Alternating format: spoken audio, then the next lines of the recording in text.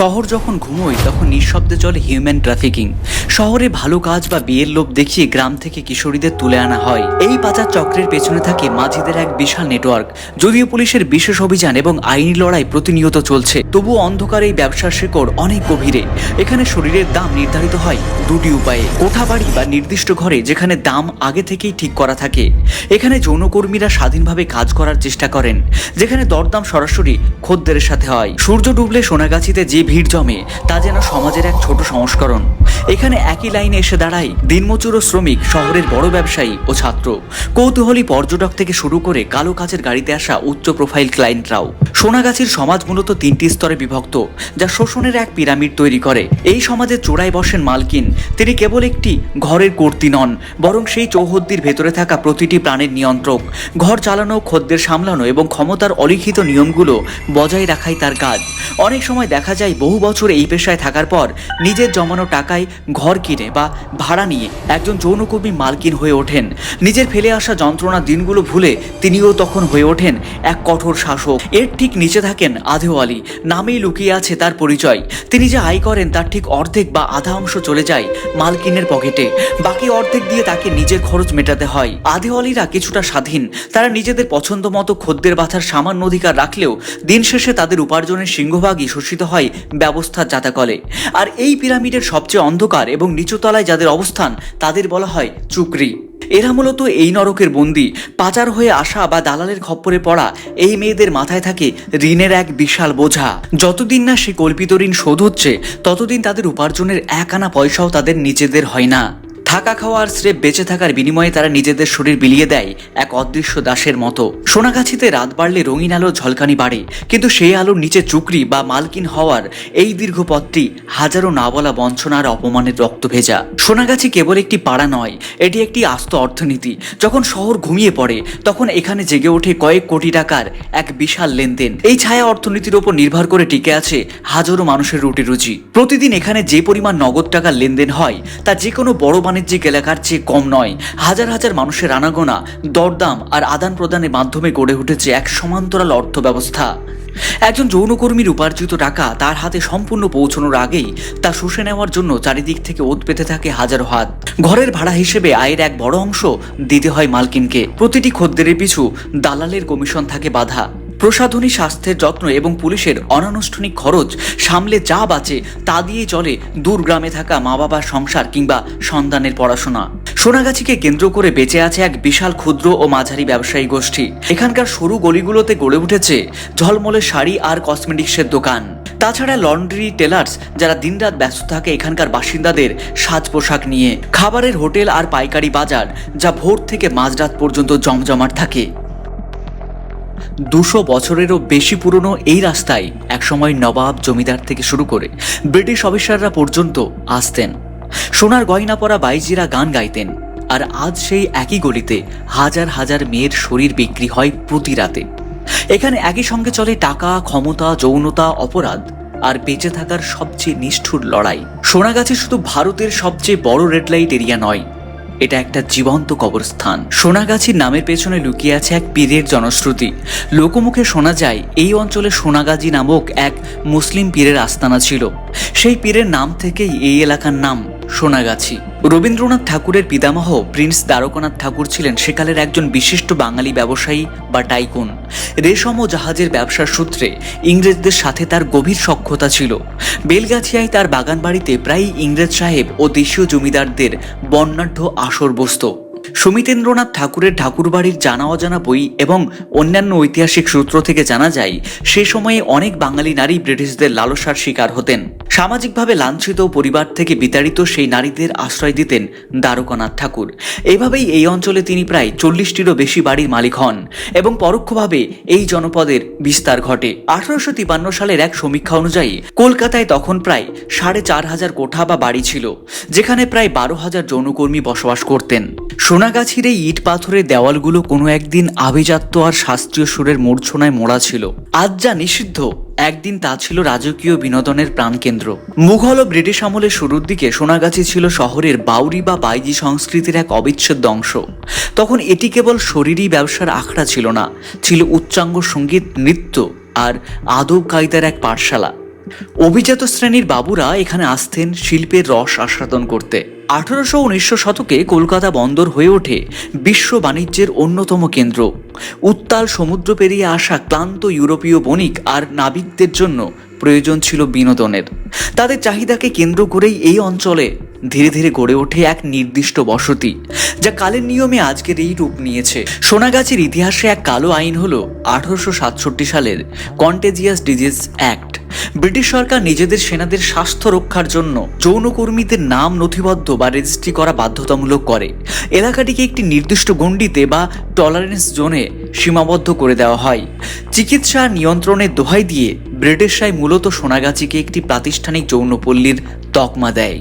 কলকাতার জয়যাত্রা যখন তুঙ্গে, একদিকে ছাপাখানা, অন্যদিকে বড় বাজারের ব্যবসা, চারপাশে উন্নয়নের জোয়ার, এই বাণিজ্যিক উন্নতির সাথে পাল্লা দিয়ে বাড়তে থাকে মানুষের সমাগম, আর সেই সাথে পাল্লা দিয়ে বিস্তার লাভ করে সোনাগাছির এই গোলকধাঁধা। 1947 সালের দেশভাগ কেবল মানচিত্র ভাগ করেনি, ভাগ করেছিল হাজার হাজার মানুষের ভাগ্য। তৎকালীন পূর্ব পাকিস্তান, বর্তমান বাংলাদেশ থেকে আসা উদ্বাস্তু মহিলাদের এক বিশাল অংশ আশ্রয়হীন হয়ে পড়েন, জীবিকার সংকটে পড়ে। পেটের দায়ে অনেক কুলীন ঘরের বধূ বা কিশোরীও বাধ্য হয়ে এই পেশার অন্ধকারে হারিয়ে যান।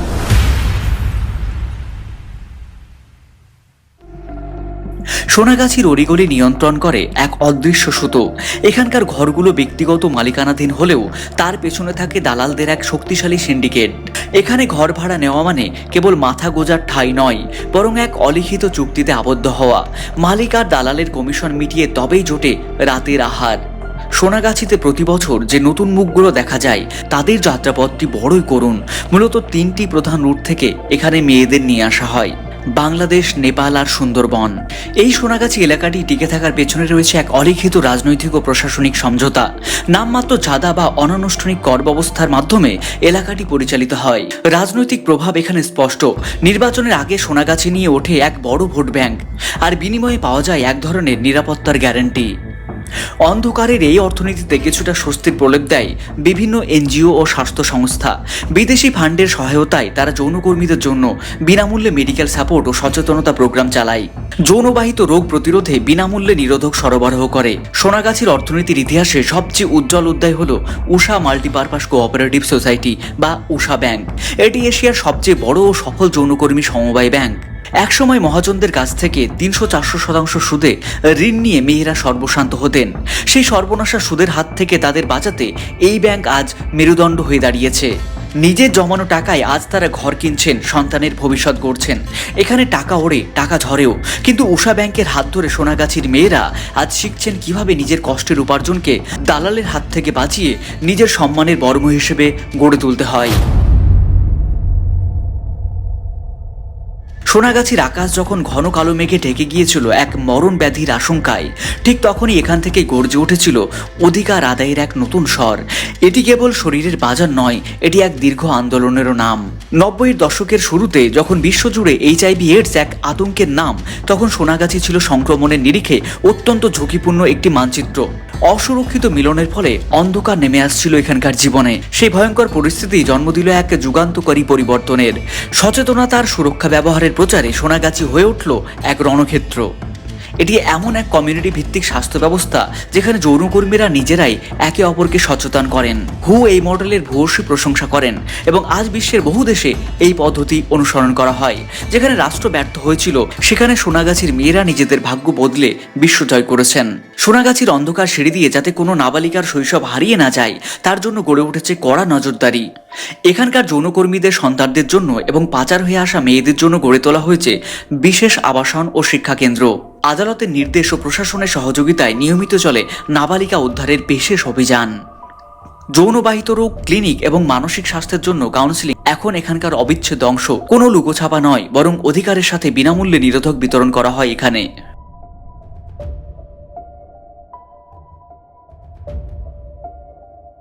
সোনাগাছি কেবল রক্ত মাংসের শরীর নয়, এটি লেখক, পরিচালক এবং শিল্পীদের কাছে এক চিরন্তন রহস্যের খনি। কখনো সহানুভূতিতে, কখনো বা অতিরঞ্জনে শিল্পের পাতায় এই গলিগুলো বারবার ফিরে এসেছে। বাংলা সাহিত্যের একটা বড় অংশ জুড়ে রয়েছে নিষিদ্ধ পল্লীর ছায়া। যখনই সোনাগাছির কথা ওঠে তখনই অবলীলায় মনে পড়ে যায় চন্দ্রমুখীর চরিত্র। বিসর্জিত ভালোবাসার আশ্রয়স্থল হিসেবে সাহিত্যিকরা বারবার এই অঞ্চলের কোঠাবাড়িগুলোকে বেছে নিয়েছেন। বিমল মিত্র থেকে শুরু করে আধুনিক কালের অনেক লেখকই সোনাগাছির অন্দরমহলের হাহাকার, একাকিত্ব এবং অদ্ভুত এক আভিজাত্যকে তাদের কলমে ফুটিয়ে তুলেছেন। পর্দার সোনাগাছি অনেক সময় রঙিন, আবার অনেক সময় তা বীভৎস বাস্তব। 2004 সালের এই অস্কারজয়ী ডকুমেন্টারি সারা বিশ্বের নজর কেড়েছিল। এখানকার শিশুদের ক্যামেরার চোখে দেখা জগৎটি বিশ্ববাসীর বিবেককে নাড়িয়ে দিয়েছিল। বাংলা ও হিন্দি সিনেমায় সোনাগাছিকে অনেক সময় গ্ল্যামারাইজড করা হয়েছে, কখনো দুর্ধর্ষ ভিলেনের ডেরা, আবার কখনো ট্র্যাজিক হিরোইনের শেষ ঠিকানা হিসেবে এই এলাকাটিকে চিত্রায়িত করা হয়েছে। তবে মঞ্চের নাটকে অনেক বেশি প্রামাণ্যভাবে ফুটে ওঠে এখানকার প্রতিদিনের লড়াই। সংবাদ মাধ্যম বা সোশ্যাল মিডিয়ায় সোনাগাছিকে নিয়ে যে ছবিটি আঁকা হয় তার সাথে বাস্তবের আকাশ পাতাল তফাৎ। অনেক সময় বাইরের মানুষ মনে করেন এখানে শুধুই পাপ আর অপরাধের রাজত্ব, কিন্তু এখানকার মানুষের জীবন সংগ্রাম, তাদের সন্তানদের মানুষ করার লড়াইটা খবরের শিরোনামে কমই আসে। পর্যটকদের কাছে যা রোমাঞ্চ, এখানকার বাসিন্দাদের কাছে তা একঘেয়ে এবং যন্ত্রণাদায়ক বেঁচে থাকা।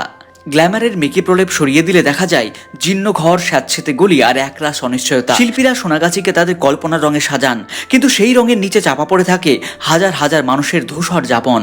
পর্দার পেছনে যে মানুষটি সাজগোজ করে খদ্দেরের অপেক্ষা করেন, তার আসল গল্পটি কোনো সাহিত্য বা সিনেমার সাধ্য নেই পুরোপুরি ধরার। সময় বদলেছে, আর সেই সঙ্গে বদলেছে সোনাগাছি। 2026-এ দাঁড়িয়ে এই প্রাচীন নিষিদ্ধ পল্লী এখন ঐতিহ্য আর অত্যাধুনিক প্রযুক্তির এক অদ্ভুত সংমিশ্রণ। একদিকে পুরনো কোঠাবাড়ি, অন্যদিকে স্মার্টফোনের স্ক্রিনে বন্দি ব্যবসা। সোনাগাছির ব্যবসা এখন আর কেবল রাস্তার মোড়ে দাঁড়িয়ে থাকা বা জানলার পাশে ডাক দেওয়ার মধ্যে সীমাবদ্ধ নেই। হোয়াটসঅ্যাপ, টেলিগ্রামের মতো এনক্রিপ্টেড অ্যাপ ব্যবহার করে এখন সরাসরি যোগাযোগ, দরদাম চলে। ইউপিআই ব্যবস্থার মাধ্যমে লেনদেন এখন অনেক বেশি গোপন ও দ্রুত। এমনকি ডার্ক ওয়েবের বিশেষ সাইট বা গেস্ট হাউস বুকিং পোর্টালের মাধ্যমে এখন প্রি বুকিং সিস্টেম চালু হয়েছে, যা এই অন্ধকার জগৎকে আরও বেশি টেক স্যাভি করে তুলেছে। তবে পুলিশ এখন অনেক বেশি সক্রিয় এবং সংবেদনশীল। পাচার হওয়া কিশোরীদের উদ্ধার করতে প্রায়ই ঝটিকা রেড চালানো হয়। এখনকার পুলিশি অভিযানে কেবল ধরপাকড় নয়, বরং সুপ্রিম কোর্টের গাইডলাইন মেনে যৌনকর্মীদের মানবাধিকার ও সম্মানের দিকটিও গুরুত্ব দেওয়া হয়। জোরপূর্বক কাউকে এই পেশায় রাখা হচ্ছে কিনা সেদিকে কড়া নজর থাকে প্রশাসনের। প্রতিটি কোণ এখন ক্যামেরার তলায়। কলকাতা পুলিশের সেফ সিটি প্রকল্পের আওতায় সোনাগাছির ভোল বদলে গেছে। এখানকার প্রতিটি সরু গলি আর মোড়ে বসানো হয়েছে হাই ডেফিনেশন সিসিটিভি ক্যামেরা। এর ফলে পকেটমারি, মারামারি কিংবা জোর করে কাউকে তুলে আনার মতো অপরাধ অনেকাংশেই কমেছে। এখানকার বাসিন্দারাও এখন আগের চেয়ে অনেক বেশি নিরাপদ বোধ করেন।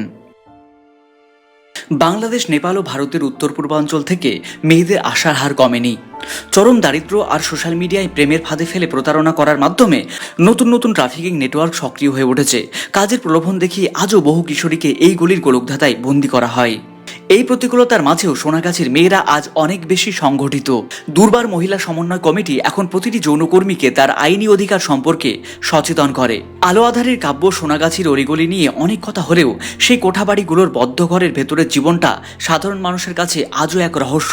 মেকআপের চড়া প্রলেপ আর দরদামের সরগোলের আড়ালে লুকিয়ে থাকে এক একটি রক্তমাংসের মানুষের প্রত্যাহিক সংগ্রাম। সোনাগাছির সবচেয়ে স্পর্শকাতর দিক হলো এখানকার শিশুদের জীবন। অনেক যৌনকর্মী চান না তাদের সন্তানরা এই অন্ধকার পরিবেশে বড় হোক, তাই দুর্বার বা বিভিন্ন এনজিওর সহযোগিতায় শিশুদের দূরে কোনো বোর্ডিং স্কুল বা হোস্টেলে পাঠিয়ে দেওয়া হয়, তারা যেন মূলধারা সমাজের সাথে মাথা উঁচু করে বাঁচতে পারে। এটাই মায়েদের একমাত্র লক্ষ্য। এই শিশুদের আজও প্রচণ্ড অবহেলার শিকার হতে হয়। পরিচয় লুকিয়ে বড় হওয়ার এক মানসিক যন্ত্রণা এদের সারা জীবন বয়ে বেড়াতে হয়। বাইরের মানুষের কাছে সোনাগাছি মানে রাত, কিন্তু এখানকার জীবন শুরু হয় অনেকটা দেরিতে। বেলা করে ঘুম ভাঙা, ঘরের কাজ, স্নান খাওয়া আর সন্তানদের খোঁজ নেওয়া, এভাবেই কাটে দিনের আলো। বিকেলের দিক থেকে শুরু হয় নিজেকে তৈরি করার প্রস্তুতি। সন্ধ্যা নামলে শুরু হয় কাজের পালা। সিঁড়ির মুখে বা জানলার ধারে দাঁড়িয়ে চলে খদ্দের বা বাছাইয়ের পালা।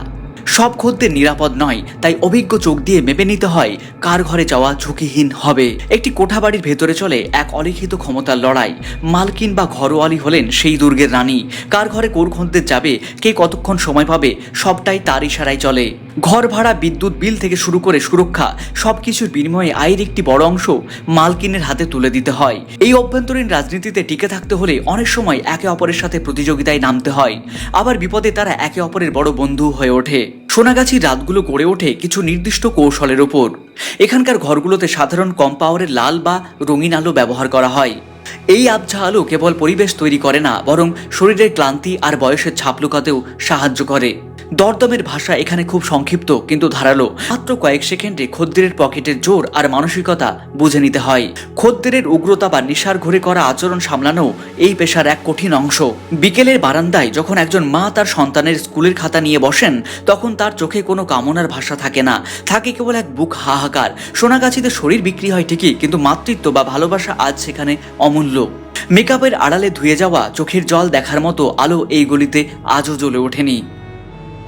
সময় বহমান আর সেই স্রোতে সোনাগাছির কয়েকশো বছরের পুরনো দেওয়ালগুলো আজ এক সন্ধিক্ষণে দাঁড়িয়ে। একদিকে আধুনিকতার ছোঁয়া, অন্যদিকে অস্তিত্ব টিকিয়ে রাখার লড়াই।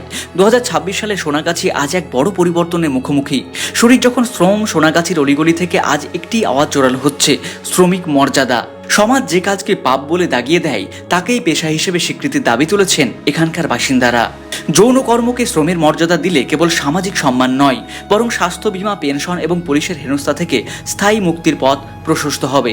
এই আইনি লড়াই এখন আদালতের দোরগোড়া ছাড়িয়ে জনমানুষের তর্কেও জায়গা করে নিয়েছে। প্রযুক্তি যেমন মানুষের জীবন সহজ করেছে, তেমনি সোনাগাছির প্রথাগত কাঠামোকে নাড়িয়ে দিয়েছে। এখন অনেক যৌনকর্মী রাস্তার মোড়ে বা জানলার ধারে না দাঁড়িয়ে বিভিন্ন ডেটিং অ্যাপ এবং এনস্ক্রিপ্টেড সোশ্যাল মিডিয়া প্ল্যাটফর্মে নিজেদের প্রচার করছেন। এর ফলে একদিকে যেমন গোপনীয়তা বাড়ছে, অন্যদিকে দালালদের দাপট কমছে। তবে ডিজিটাল বিভাজনের কারণে যারা বয়স্ক বা প্রযুক্তিগতভাবে পিছিয়ে, তারা এক কঠিন প্রতিযোগিতার মুখে পড়েছেন। উত্তর কলকাতার ভোল বদলে যাচ্ছে, পুরনো জীর্ণ অট্টালিকা ভেঙে মাথা তুলে দাঁড়াচ্ছে আধুনিক ফ্ল্যাট বাড়ি। সোনাগাছির অনেক ঐতিহ্যবাহী কোঠাবাড়ি আজ প্রমোটারদের নজরে। সংস্কারের অভাবে ধসে পড়া বাড়িগুলো দখল হয়ে যাচ্ছে। সোনাগাছির ভৌগোলিক সীমানা ক্রমশ ছোট হয়ে আসছে। একদিন হয়তো এই নির্দিষ্ট রেড লাইট ডিস্ট্রিক্ট প্রথাগতভাবে হারিয়ে যাবে এবং ছড়িয়ে পড়বে শহরের বিভিন্ন প্রান্তে ছোট ছোট আস্তানায়। সোনাগাছিকে নিয়ে সমাজবিজ্ঞানী আর নীতিবাদীদের লড়াই আজও থামেনি। একদল মনে করেন এটি নির্মল হওয়া উচিত, অন্য দলের মতে এটি সমাজের এক অবিচ্ছেদ্য অংশ, যাকে অস্বীকার করা মানেই আরও বড় বিপত্তি ডেকে আনা। যদিও আগের চেয়ে মানুষ অনেক বেশি উদার হচ্ছে, তবু মূলধারা সমাজে এখানকার মানুষদের পূর্ণ গ্রহণযোগ্যতা আজও এক দূরবর্তী স্বপ্ন। সোনাগাছির ভবিষ্যৎ হয়তো আর নীলমণি মিত্র স্ট্রিটের অন্ধকার গলিতে সীমাবদ্ধ থাকবে না, তা হয়তো মিশে যাবে ইন্টারনেটের অদৃশ্য তরঙ্গে কিংবা শহরের নতুন কোনো বহুতলির আড়ালে। কিন্তু প্রশ্ন থেকে যায়, স্থান বদলালেও কি এই মানুষগুলোর ভাগ্য বদলাবে, নাকি কেবল অন্ধকারের ঠিকানা পরিবর্তন হবে? সোনাগাছির অলিগলি নিয়ে আমাদের এই দীর্ঘযাত্রার সমাপ্তি ঘটে এক গভীর অনুভবে। কেবল উত্তর কলকাতার কয়েকটি ঘিঞ্জি গলি নয়, বরং মানুষের আদিম প্রবৃত্তি, বেঁচে থাকা তীব্র জেদ আর অসম লড়াইয়ের জীবন্ত দলিল। একটি সমান্তরাল সমাজ ব্যবস্থা সোনাগাছিকে কেবল একটি নিষিদ্ধ এলাকা হিসেবে দেখলে ভুল হবে। এটি একটি স্বয়ংসম্পূর্ণ সমাজ ব্যবস্থা। এর নিজস্ব অর্থনীতি আছে, নিজস্ব রাজনীতির সমীকরণ আছে, এমনকি নিজস্ব বিচার ব্যবস্থাও আছে। মূলধারা সমাজ যখন এদের প্রাপ্ত করে দেয়, তখন এই মানুষগুলো নিজেরা নিজেদের আগলে রাখার এক দুর্ভেদ্য দেওয়াল গড়ে তোলে। এখানে যেমন চরম শোষণ আছে, তেমনই আছে দুর্বার বা উষা ব্যাংকের মতো একতাবদ্ধ সংগ্রামের নজির। এই সমাজের সেই আয়না যেখানে সভ্যতার নগ্নতা আর মানবিকতার লড়াই দুটোই পাশাপাশি বাস করে। মানবাধিকারের দোহাই দিয়ে অনেকে সোনাগাছি বন্ধের কথা বলেন, আবার কেউ কেউ একেই তাদের একমাত্র নিরাপদ আশ্রয় মনে করেন। এখানে আইন এবং বাস্তবতা এক জটিল দ্বন্দ্বে লিপ্ত হয়। কাগজে কলমে পাচার বিরোধী আইন থাকলেও দারিদ্র্যের কষাঘাতে প্রতিদিন নতুন নতুন প্রাণ এখানে এসে ভিড় করে। সোনাগাছি প্রমাণ করে যে কেবল আইন দিয়ে নয়, বরং আর্থিক নিরাপত্তার সামাজিক দৃষ্টিভঙ্গি না পাল্টালে এই অন্ধকার দূর করা সম্ভব নয়। এখানকার মানুষের মানবাধিকার কেবল খাতায় কলমে নয়, বরং তাদের জীবনযাপনের প্রতিটি স্তরে নিশ্চিত করাটাই বড় চ্যালেঞ্জ। সোনাগাছির ইতিহাস আসলে নারীর অদম্য সংগ্রামের ইতিহাস। সেই মুঘল আমলের বাইজি সংস্কৃতি থেকে আজকের ডিজিটাল যুগের সেক্স ওয়ার্ক, প্রতিটি মোড়ে নারী তার শরীরের বিনিময়ে নিজের সত্তা আর সন্তানকে বাঁচিয়ে রাখার লড়াই চালিয়েছে। পেশা যাই হোক, একজন মানুষ হিসেবে মর্যাদা পাওয়ার দাবি আজ সোনাগাছির প্রতিটি ঘর থেকে উচ্চারিত হয়। 2026-এর এই আধুনিক সময় দাঁড়িয়ে সোনাগাছির ভবিষ্যৎ এখন সন্ধিক্ষণে। শিক্ষার প্রযুক্তির আলোয় এখানকার নতুন প্রজন্ম যখন মূলধারার সাথে মিশে যাওয়ার স্বপ্ন দেখছে, তখন সেই স্বপ্নকে বাস্তবায়িত করার দায়ভার গোটা সমাজের। সোনাগাছি হয়তো কোনোদিন মানচিত্র থেকে মুছে যাবে কিংবা বদলে যাবে তার নামধাম, কিন্তু এই মাটির পরতে পরতে মিশে থাকা হাজার নারীর কান্না, হাসি আর লড়াইয়ের গল্পগুলো কলকাতার ইতিহাসে অক্ষয় হয়ে থাকবে। শহরটা যখন গভীর রাতে ঘুমিয়ে পড়ে, তখন নীলমণি মিত্র স্ট্রিটের কোনো এক জীর্ণ বারান্দায় টিমটিমে আলোর নিচে বসে থাকা মানুষটি আমাদের মনে করিয়ে দেয়, অন্ধকার আসলে কোথাও নেই, যা আছে তা কেবল আমাদের দেখার দৃষ্টিভঙ্গিতে।